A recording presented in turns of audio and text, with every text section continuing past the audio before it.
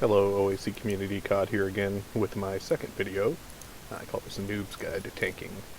When I made the transition from a DPS warrior to a tank, I looked online and I couldn't find a decent guide to just lay out some of the basics.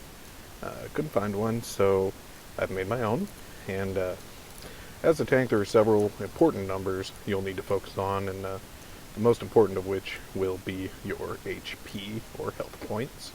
The first thing a group will look at to get a grasp on your worthiness is your health, and if it's too low, they may not accept you, they may kick you right out. So stamina, probably the most important stat for a tank.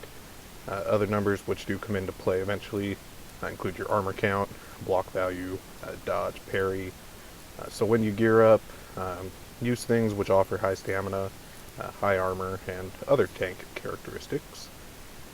Typically, a dungeon group like this one is usually made up of 3 elements. You got your tank, your healer, and a DPS, or 2. Although I personally think the healer is the most important, tank definitely comes in at a close second. So when I transitioned from DPS to tank, I had to shift my mentality. So it used to be about cranking out as much damage as possible. I love seeing the high numbers. Big crits, things like that. As a tank, you don't really have to worry about that anymore. Instead, your focus is to be the center of attention. So this means you will be taking the most damage while you're also taking the most healing. Group members, they'll typically judge you based on your ability to stay alive, as well as your ability to keep aggro. Aggro, slang term that we all use to define who an enemy is focused on, basically. So you will keep the enemy focused on you, and if you can't do this, well, then you can't tank. So what you need to do to keep aggro is what I use, about a 70%, 30% ratio of aggro increasing skills, in this case lightning burns or taunt, and 30% damage moves. For your damage moves, you want to use things like Shield Slam or Dragon Eater, things like that in order to gain more morale.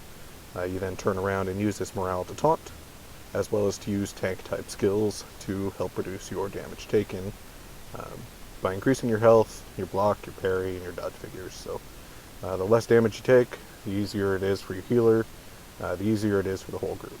So remember, every tank fight is different.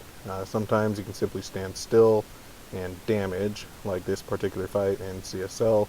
Other times you may have to run away from AoEs or pick up additional creatures that may come into play, or adds, keep them off your group and your healer.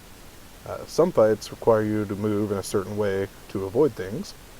You also need to make sure that you stay in range of your healer and keep the boss in range of your DPS. So this can get pretty chaotic sometimes. I can't emphasize this enough. If you don't fully understand a fight, do not be afraid to ask. Trust me, you'd rather be known as the guy who asked too many questions but still got the kill, rather than the noob who winged it and wiped out the whole group. So remember, every man is your teacher. So that's pretty much the gist of it. A true noob guide to tanking in OAC. Typically, this kind of applies to any MMORPG that has the tank healer DPS setup, so you'll find this will basically be applicable to almost any game you play. I'll be producing more videos here in the future moving forward. Keep an eye out on that. Until then, thanks for stopping by.